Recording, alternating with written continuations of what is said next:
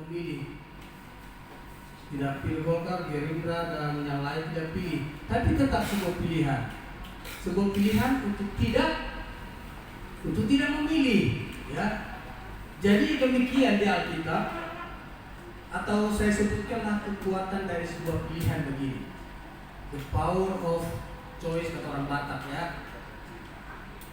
Yang pertama, Adam dan Hawa. Ya, sekali lagi, Adam dan Hawa memilih untuk memakan buah yang dilarang oleh Tuhan untuk memakannya. Tuhan berkata, jangan kamu makan. Sekali kamu makan, kamu pasti apa? Mati. Artinya pilihan ada di tangan mereka berdua. Kalau kau makan, kau mati. Kalau kau nggak makan, kau pasti hidup. Kira-kira seperti itu. Nah, akibat pilihan yang salah ini, Adam memakan buah yang dilarang oleh Tuhan bersama dengan Hawa. Maka akibat dari pilihan itu sampai hari ini manusia disebut berdosa. Jadi Bapak Ibu disebut berdosa bukan karena melakukan dosa.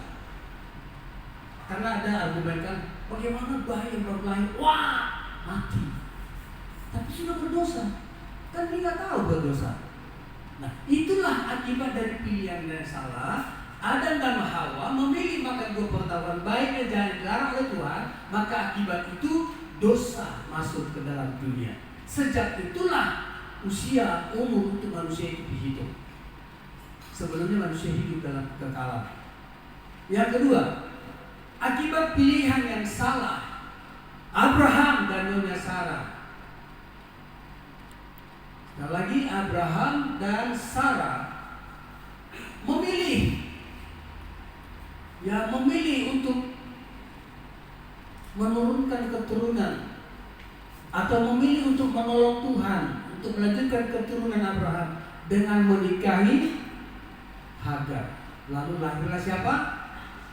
Lahirlah Ismail. Akibat dari pilihan yang salah ini, terjadilah, mungkin akibat itulah perang sampai hari ini, ya. Gitu? Yang ketiga, 2-3 orang saksi sah, itu lagi ya. Yang ketiga, Simpson memilih untuk menikahi Delila. Akibat dari pilihannya itu, maka pelayanannya pun hancur. Nah, karena itu, supaya kita tidak salah memilih di hidup ini, apa yang harus kita lakukan? Yang begitu. Karena biar bagaimanapun, ya pilihan ada di tangan kita sekarang.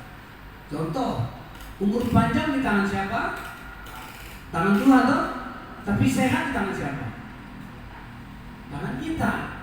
Maka selanjutnya, kalau mau umur panjang sebenarnya, ya sehat lah kan gitu ya. Gak ada penyakit gitu ya.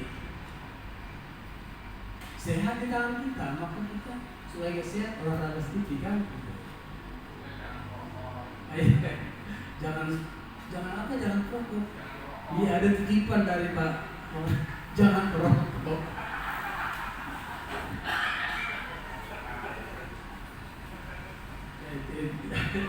Jadi nggak enak gitu. Ini nggak ada perokok. Ya nggak ada di sini nanti. Jadi itu sebenarnya pilihan gitu loh. Kalau mau sehat ya gitu ya, sehat lah gitu. Jadi demikian juga dalam sebuah pernikahan. Ya, dalam pernikahan tuh, ya kita kan sudah memilih pasangan kita, siapa yang harus kita pilih, itu akan menentukan masa depan pernikahan kita. Kan begitu ya. Jadi apa yang kita pilih hari ini, itu akan sangat menentukan untuk hari yang akan datang. Ketika saya kerja di LNG Bontang, saya memilih untuk menjadi sekolah di Batu Beji, di Malang Batu. Itu pilihan dulu membawa saya sampai ketemu Bapak Ibu. Saya nggak tahu, saya dibaptis saya di MAC di air laut di Bontang, di Cemplung gitu. Yang kita tahu kan saya kan dibaptis Kampung Percik. Dipercik saya waktu itu. Itu pun saya kan masih keturunan dari permaling. Ya udah, jalanin aja semua gitu. Nah, pilihan-pilihan yang kita buat akan sangat menentukan hari esok. Kalau kita pilih hari ngaco, ya ngaco, ya. Jadi makanya ada sebuah ayat yang berkata, pergaulan yang buruk merusak kebiasaan yang baik. Bukan tidak boleh bergaul, ya. Jadi kebiasaan-kebiasaan itu akan membentuk karakter kita. Jadi karakter itu lahir dari sebuah kebiasaan-kebiasaan. Contoh, merokok aja. Saya tidak ada yang ngajarin dari kecil saya merokok. Tidak ada. Memang saya dari kecil tidak merokok gitu ya. Tidak ada. Tapi karena waktu saya SMP di Bali D, ya, kakak-kakak kelas ini nakal-nakal kalau saya tidak merokok, kepala saya dicitak gitu ya. Jadi ngumpat-ngumpat. Lama-lama rasanya jadi terbiasa. Ya maaf ya Bapak Ibu.